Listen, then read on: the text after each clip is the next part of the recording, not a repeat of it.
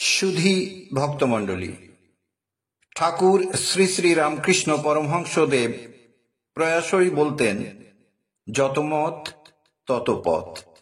অর্থাৎ শ্রী বিষ্ণু বা শ্রীহরির ভক্তগণ বলেন বিষ্ণু নাম হরিনাম শ্রেষ্ঠ। ভগবান রামচন্দ্রের ভক্তগণ বলেন রাম নাম অপেক্ষা শ্রেষ্ঠ আর কিছু নেই। অন্যদিকে শৈব অর্থাৎ শিব ভক্তরা বলেন শিব নাম শ্রেষ্ঠ। শাক্তরা বলেন মায়ের নাম শ্রেষ্ঠ। আর সর্বশেষ বৈষ্ণবরা বলেন কৃষ্ণ নাম শ্রেষ্ঠ। কারণ এক কৃষ্ণ নাম যত পাপ হরে, জীবের সাধ্য নাহি তত পাপ করে।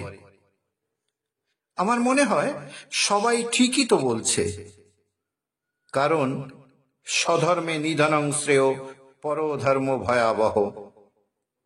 এ নিয়ে বিভিন্ন পুরাণে যদিও নানা মতান্তর আছে, আবার কল্পভেদেও ঈশ্বরের লীলাভেদ আছে। আমরা অতি সাধারণ মন্দবুদ্ধি জীব, তাই আমরা অত শত না ভেবে আমাদের ঘরের ছেলে শ্রী গৌরাঙ্গের কথায় আসব।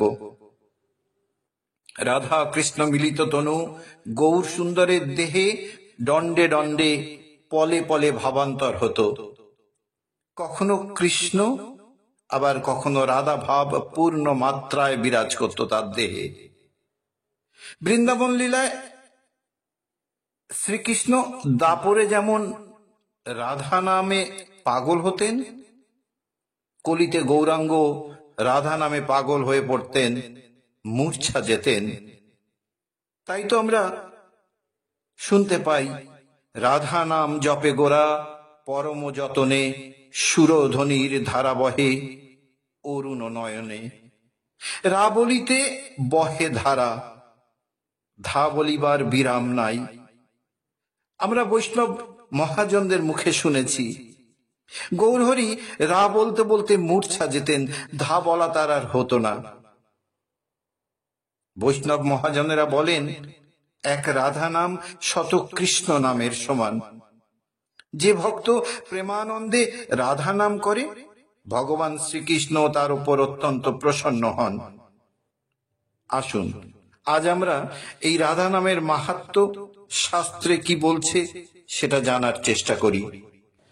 ব্রহ্মবৈবর্ত পুরাণের বিভিন্ন স্থানে শ্রী রাধা নামের মাহাত্ম্য পাওয়া যায়। এই পুরাণের প্রকৃতি খণ্ডে বলা হয়েছে রা শব্দ উচ্চারণ করলে ভক্তের মুক্তি সুলভ হয়। ধা শব্দ উচ্চারণে মন হরিপদে ধাবিত বা আকৃষ্ট হয়। রা শব্দ দানবাচক, ধা শব্দ নির্বাণ বাচক। যিনি নির্বাণ অর্থাৎ পরমানন্দ দান করেন তিনি রাধা। শ্রী রাধার বাম অংশ থেকে মহালক্ষ্মীর উৎপত্তি। এই মহালক্ষ্মী বৈকুণ্ঠ ধামে চতুর্ভুজ নারায়ণের পত্নী রূপে বিরাজ করেন। আবার শ্রীকৃষ্ণ জন্মখণ্ডে বর্ণিত আছে রকার উচ্চারণ করলে কৃষ্ণের পাদ পদ্মে অচলা ভক্তি এবং দাস্যভাবের উদয় হয়। এছাড়াও সর্বলোকের বাঞ্ছিত সদানন্দ এবং সর্বসিদ্ধিদাতা পরমেশ্বর ভগবানের প্রীতি লাভ হয়। ধকার উচ্চারণ করলেও শাস্ত্রী এবং সারূপ্য লাভ করে শ্রীহরির সমলোকে তত্তুল্যকাল বাস হয়। আবার আকার উচ্চারণ করলে তেজরাশি বৃদ্ধি হয় এবং শ্রীহরিতে দান, যোগ, শক্তি, যোগমতি এবং সর্বময় শ্রীহরির স্মৃতি লাভ হয়। এই একই পুরাণের শ্রীকৃষ্ণ জন্ম মাহাত্ম্য খণ্ডে বলা হয়েছে রকার উচ্চারণ করলে জীবের কোটি জন্মের পাপ এবং শুভ ও অশুভ কর্ম এবং কর্মফল নাশ হয়। আকার উচ্চারণ করলে গর্ভযন্ত্রণা, মৃত্যু এবং রোগ ব্যাধি নাশ হয়। ধকার উচ্চারণ করলে দীর্ঘায়ু লাভ হয়। আকার উচ্চারণ করলে ভববন্ধন অর্থাৎ জড়জগৎ থেকে মুক্ত হয়ে যায়।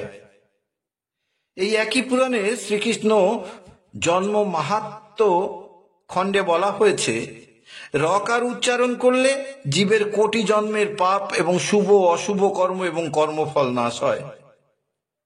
এক কথায় বলা যায়, রাধা নাম শ্রবণ, কীর্তন ও স্মরণে পাপ তাপ দূর হয় এবং জীবের পরম আনন্দ লাভ হয়, এতে কোনো সংশয় নেই।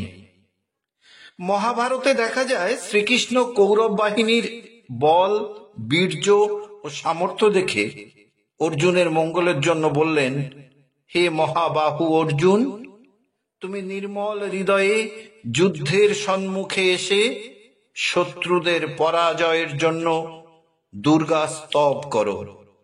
এখানে দুর্গা কিন্তু শিবপত্নী মহামায়া নন, বরং কৃষ্ণের অন্তরঙ্গা শক্তি যোগমায়া, এবং তিনি একদা নন্দগোপ সুতা।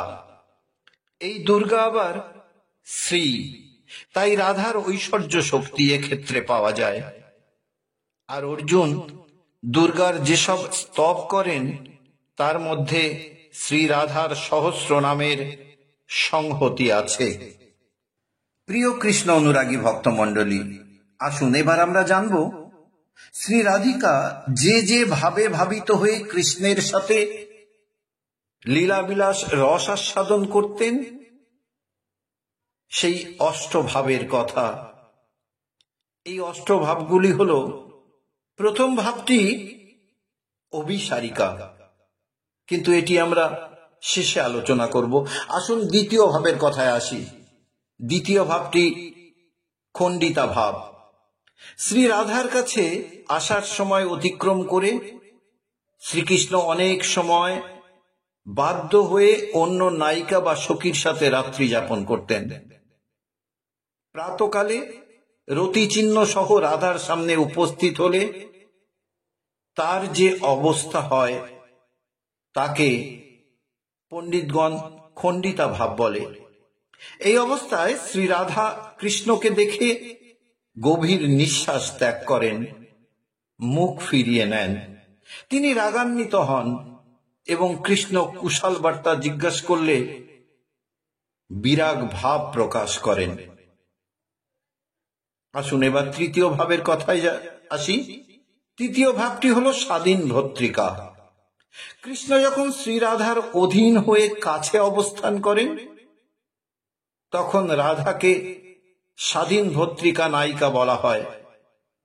এক্ষেত্রে রাধিকার আদেশে কৃষ্ণ মণ্ডলাদি অঙ্কন, কুসুম চয়ন, জলকেলি, বনে বিহার ইত্যাদি লীলা করেন।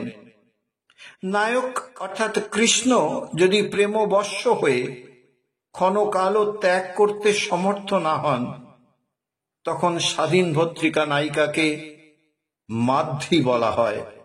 শুধু ভক্তমণ্ডলী, শ্রী রাধার এই অষ্টভাবকে কেন্দ্র করে বৈষ্ণব মহাজনগণ বহু পদাবলী রচনা করেছেন এবং বাংলা সাহিত্যকে সমৃদ্ধ করেছেন। বাংলার কীর্তন জগৎ এই অষ্টভাবকে নিয়ে 8খানি পালা প্রকাশ করে থাকেন। আসুন এবার পরের ভাবের কথায় যাই। পরের ভাবটি হলো বাসক সজ্জা। শ্রী রাধা কৃষ্ণের ইচ্ছাক্রমে কুঞ্জে অবস্থান করে তার আগমন প্রতীক্ষায় নিজের দেহ এবং গৃহ বা বাসর সুসজ্জিত করেন। এই অবস্থাকে বাসক সজ্জা বলে।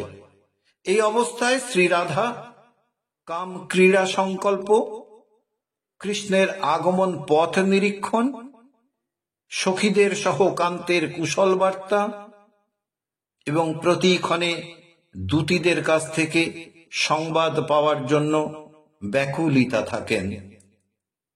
এবার আসি পরের ভাবের কথা। পরের ভাবটির নাম বিপ্রলব্ধা। সংকেত করলেও যখন কৃষ্ণ রাধার সমীপে আগমন করতে না পারেন তখন শ্রীরাধা অত্যন্ত ব্যথিতা হন। একে বিপ্রলব্ধা অবস্থা বলা হয়। অর্থাৎ কৃষ্ণ কর্তৃক কোনো কারণে শ্রীরাধা বঞ্চিত হলেই তার মধ্যে বিপ্রলব্ধা ভাবের উদয় হয়। এক্ষেত্রে শ্রীরাধার ক্ষেত্রে নির্বেদ, চিন্তা, খেদ, অশ্রুপাত, মূর্ছা, দীর্ঘ নিঃশ্বাস ইত্যাদি প্রকাশ পায়। এর পরের ভাবটি প্রসিত ভত্রিকা। কৃষ্ণ যখন দূরদেশে অর্থাৎ দ্বারকা বা মথুরায় অবস্থান করেন বা চলে যান, তখন শ্রীরাধার মধ্যে প্রসিত ভত্রিকা ভাবের উদয় হয়। এক্ষেত্রে কৃষ্ণ নাম সংকীর্তন, দৈন্য, কৃশতা, রাত্রি জাগরণ, মালিন্য, অস্বাস্থ্য, জাড্য অর্থাৎ জড়তা এবং বিভিন্ন চিন্তা এবং অনুভব রাধার মধ্যে পরিলক্ষিত হয়। এই সময় হাস্য পরিহাস, পরগৃহে গমন, উৎসবাদী দর্শন, শরীরের যত্নাদি শ্রীরাধা বর্জন করে থাকেন। এর পরের ভাবটি উৎকণ্ঠিতা। কৃষ্ণের আগমনে বিলম্ব হলে শ্রীরাধা উৎসুক হয়ে চিন্তা করেন। এই ভাবকেই উৎকণ্ঠিতা বলা হয়। এই সময় রাধা হৃদয়ে তাপ, কম্প, কৃষ্ণের বিলম্বের কারণ হেতু তর্ক বিতর্ক, অশ্রু বিসর্জন এবং নিজের অবস্থা বর্ণনার ইচ্ছা প্রকাশ পায়। বাসকসজ্জার দশার শেষে মান যে স্থলে না হয়, কৃষ্ণের পরবশ্য বিচারে এবং সঙ্গম অভাবে নিরন্তর উৎকণ্ঠা হয়। পরের ভাবটির নাম কলহন্তরিতা। কৃষ্ণের সাথে কোনো কারণে কলহ হলে অনেক সময় কৃষ্ণ রাধিকার পদাবনত হন। ওই সময় অতিরিক্ত রাগবশত রাধিকা কৃষ্ণের সাথে বিলাসে অরাজি হন। পরে এই বিষয়ে অনুতাপ করেন। এক্ষেত্রে রাধিকা প্রলাপ করেন। তার মনে সন্তাপ এবং গ্লানির সৃষ্টি হয়।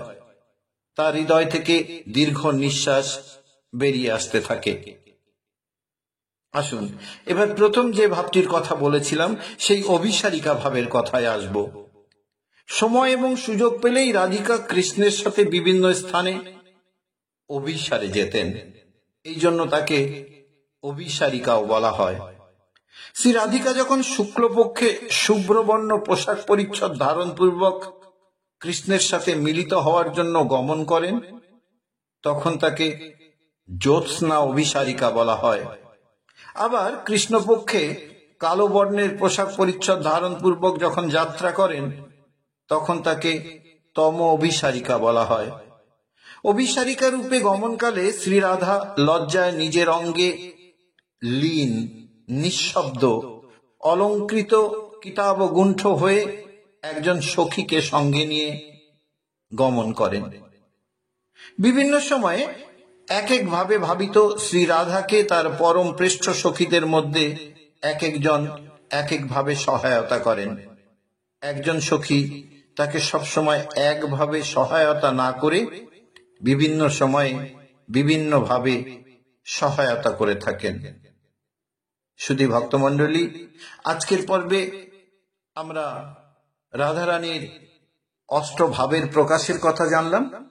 আগামী পর্বে আমরা বিস্তারিতভাবে জানব রাধা এবং শ্যামের সখীদের ব্যাপারে। এই সখী কারা, তাদের বর্ণ, তাদের কর্ম, তাদের পোশাক পরিচ্ছদ, তাদের সেবা, তাদের বয়সের কথা, তাদের পারিবারিক জীবনের কথা। সবাই সঙ্গে থাকবেন। সবাই মিলে বলুন রাধা রাধা।